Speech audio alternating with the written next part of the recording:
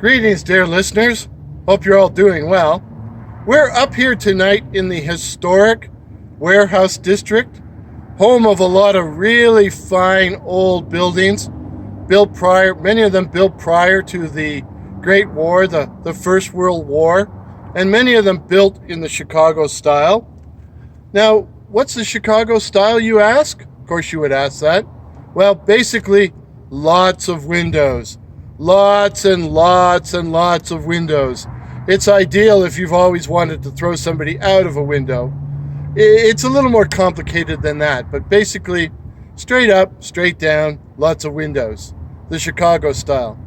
Many of these buildings were built, such as the building behind me, as warehouses or as factories, but they've been converted since then into offices, condominiums, nightclubs. But we're not here to discuss architecture. We're here to discuss the following email, which was sent to me by a listener named Alan. Hey Warren, I've been following your channel about the night floaters for a while now. I work security in the warehouse district at night, not far from the old cemetery. That's Al taking off for work now. Alan. There goes Alan. Not far from the old cemetery, and I could swear I've seen white things flitting through the side street. But I didn't really think they were flying heads.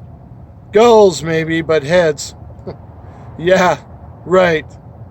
But then this happened.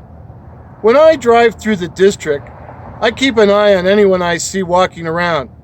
Not that there's many of them, so they stand out. But a few nights ago, I noticed this girl. She had kind of a goth look, deathly pale, almost glowing white skin, black shirt done up at the neck with a red brooch, black pants, bare feet and sandals, and she had a cloak or cape with a red lining, walking alone in the middle of the night down a deserted street. I wanted to see what she was up to, and I found her kind of hot, so I circled the block, only to find she had disappeared. I couldn't figure out where she could have gone, as there were no cars parked on the street, no place she could have gone. I went around the block again and no sign of her. She had simply vanished. Well, where did she go? It was weird, but I was too busy to spend any more time on it.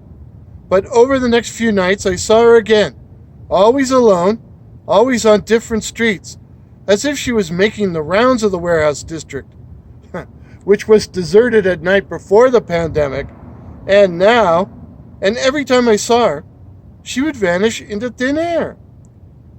What she was doing was no concern of mine, but I was curious. And so the next night, I decided to park on one of the side streets where I had seen her. I had some paperwork to fill out, so I worked on it while I waited to see if she would show. And she did. They have long, straight streets up there. And when I first saw her, she was several blocks away, heading for the car, and then this doesn't make any sense. She was a block closer, and another block closer, and then suddenly she was at the car, like I was watching a speeded up film. She stood by my window, looking down at me, and I noticed her eyes were red, like she was wearing red contacts. And then she began to shake her head back and forth, vigorously, and I heard a plop. And then I swear to God, her head detached from her body. But her body continued to stand there without a head, and her head floated towards me, separate from her body, and I had the window open and I don't remember what happened next. In fact, the next thing that I do remember is another guard shaking me. I hadn't responded to my radio, so after half an hour, he was sent to find me. He realized I hadn't been sleeping, that something had happened, and he took me to emergency. Not that they found anything, but they gave me a week off work anyhow, and I'm at home, hiding in my apartment. So what happened?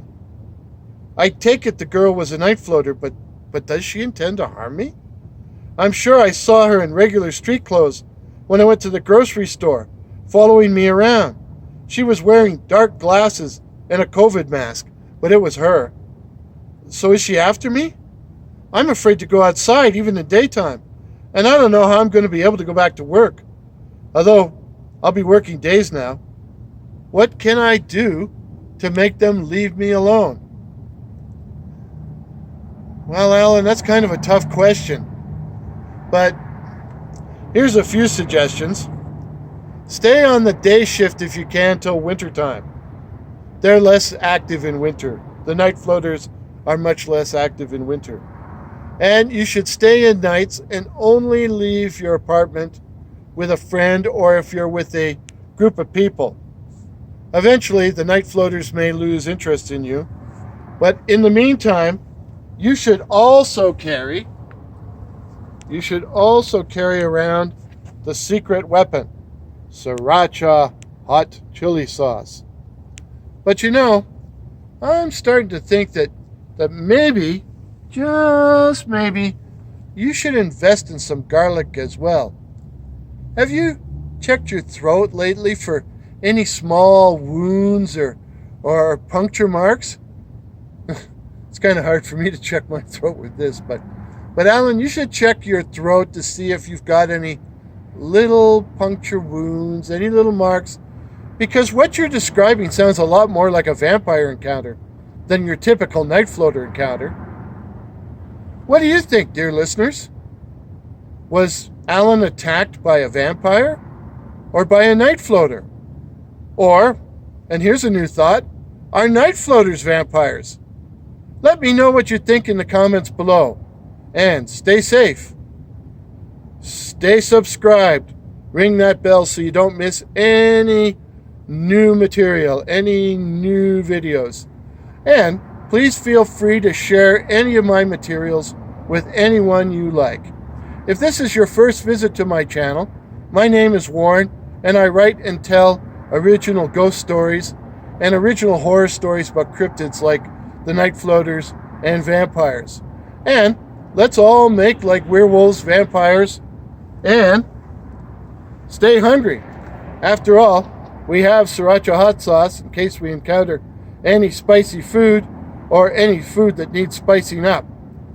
I'm now going to ask the lovely and talented camera crew to give you a better look at the building behind me. It's the old Wood Vallance Company warehouse, and apparently its design features brick diapering. Brick diapering. Who knew that you could have a brick diaper? But I suppose if you can shit a brick, you could have a brick diaper. So, till midnight, cheers. Don't worry, I won't shoot you.